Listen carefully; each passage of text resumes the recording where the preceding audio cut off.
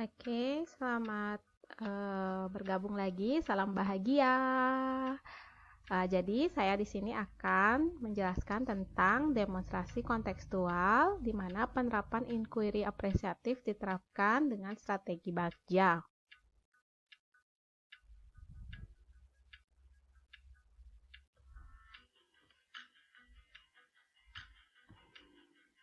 Nah, apa itu inquiry apresiatif?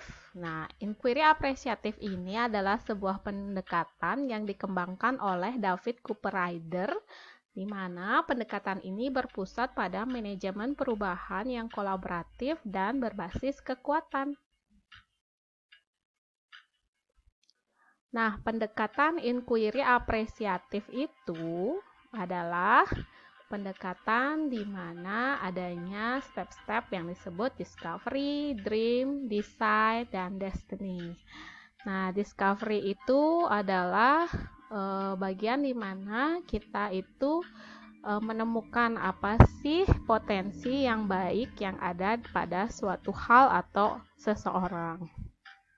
Kemudian dream, what might be atau envisioning. Jadi di sini kita itu diajak untuk berpikir bagaimana potensi itu dapat diimplementasikan.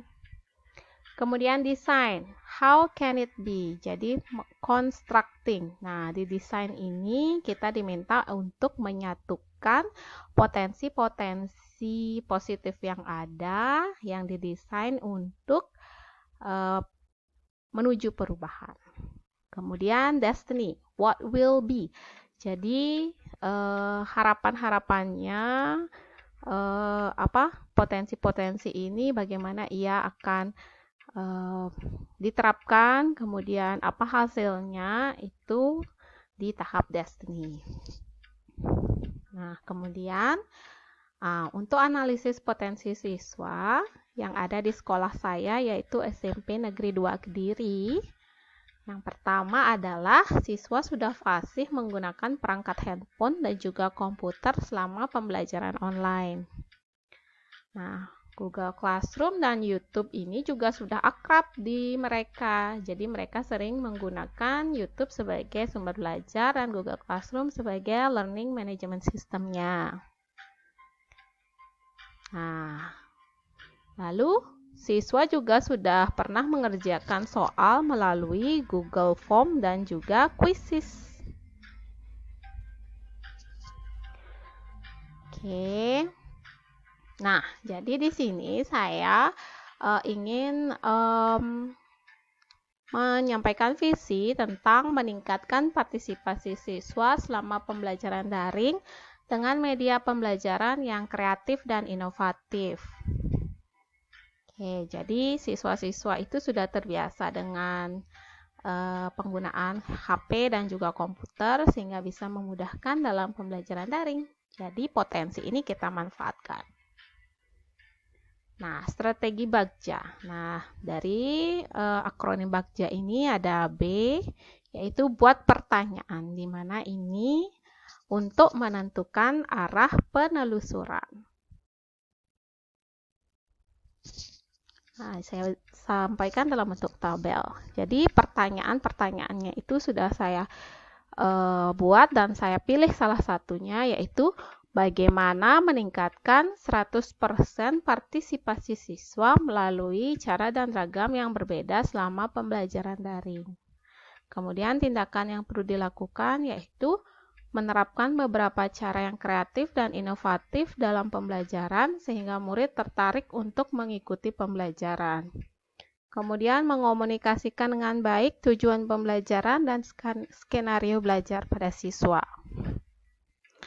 Lalu huruf yang kedua yaitu A, ambil pelajaran, di mana ini menuntun kita bagaimana mengambil pelajaran.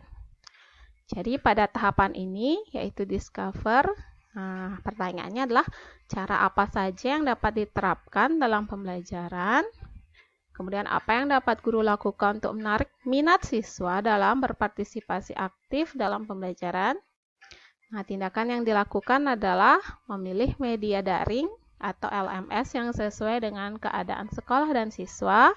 Di sini yang sudah potensinya sudah bagus, yaitu Google Classroom. Dan bisa juga dikolaborasikan dengan Google Meet, Rumah Belajar, Kuiper, atau Ruang Guru. Kemudian menyajikan materi pembelajaran yang menarik melalui video yang dibuat sendiri maupun YouTube. Kemudian kegiatan belajar yang bervariasi. Jadi bisa digunakan atau dipadukan dengan game melalui kuisis, Kahoot, atau Word Wall. Nah, penugasan siswa yang juga menunjang kreativitas siswa. Jadi harus dipilih di sini apa saja. Nah, selanjutnya ada G, gali mimpi, di mana ini menyusun narasi keadaan ideal. Jadi daftar pertanyaannya adalah siapa saja yang bisa menerapkan metode pembelajaran yang bisa meningkatkan partisipasi murid? Jawabannya adalah para guru yang sudah mengenal beberapa media pembelajaran daring. Nah, nanti rencananya diambil minimal 1 guru per mapel.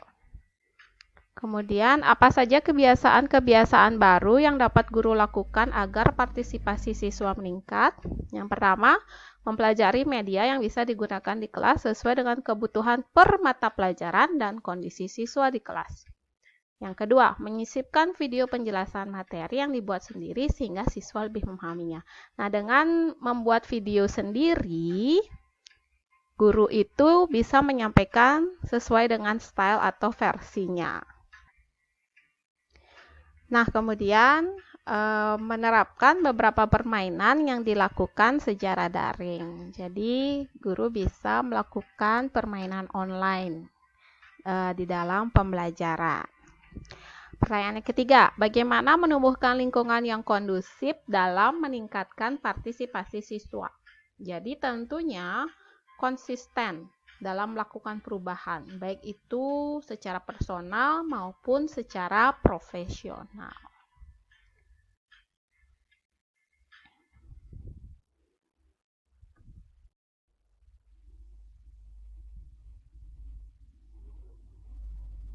Strategi Bagja yang selanjutnya adalah jabarkan rencana.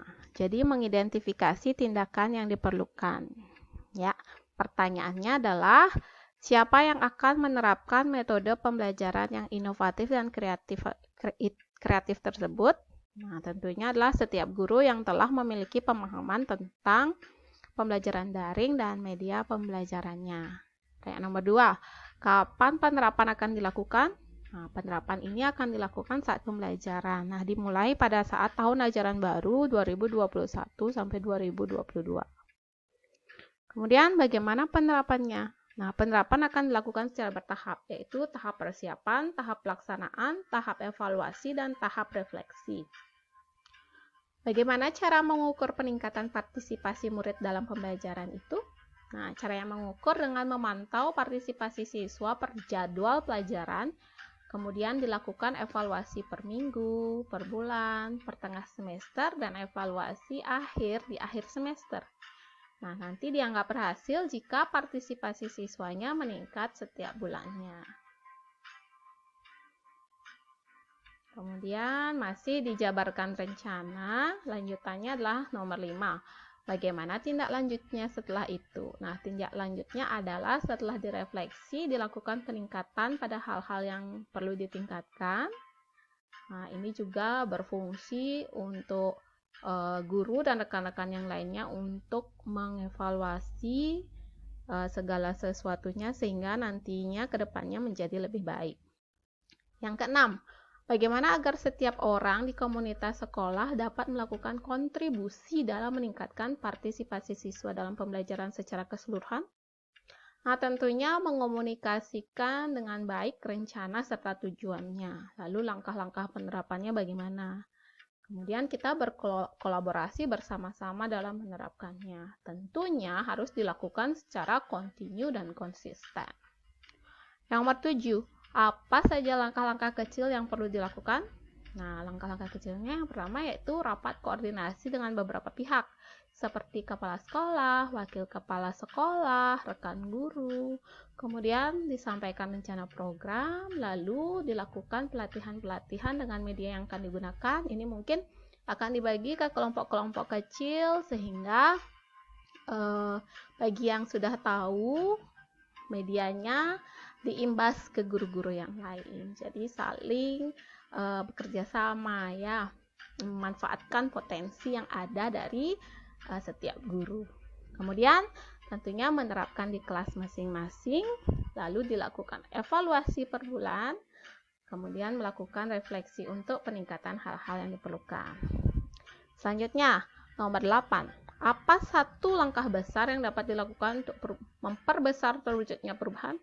Tentu saja langkah besarnya adalah menerapkan media pembelajaran daring yang inovatif sesuai dengan potensi siswa yang dilakukan oleh seluruh warga sekolah. Jadi yang terlibat itu adalah kepala sekolah, guru, kemudian yang paling berperan dan memiliki partisipasi adalah siswa itu sendiri.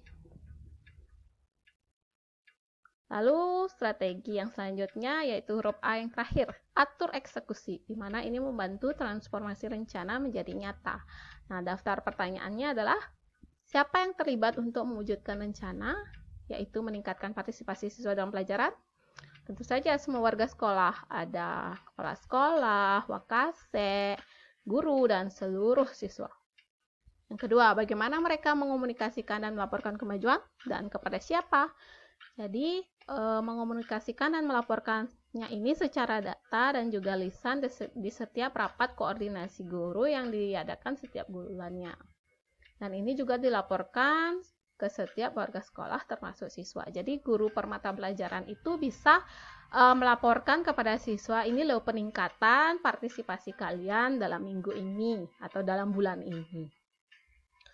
Kemudian, siapa yang bertanggung jawab dan siapa yang menindaklanjutinya? Siapa yang memonitor batas waktu? Nah, yang memiliki tanggung jawab ketiga adalah tentunya kepala sekolah sebagai penanggung jawab. Nah, selanjutnya tentu setiap pelaksana program memiliki tanggung jawab moral agar visi ini dapat dicapai. Nah, untuk batas waktu akan dimonitor oleh kepala sekolah dan calon guru penggerak serta tentunya self-reminder dari masing-masing pelaksana program. Nah, sekian dan terima kasih. Itu semua adalah rancangan saya sesuai dengan strategi Bagja. Semoga menginspirasi. Om Santi Santi Santi Om.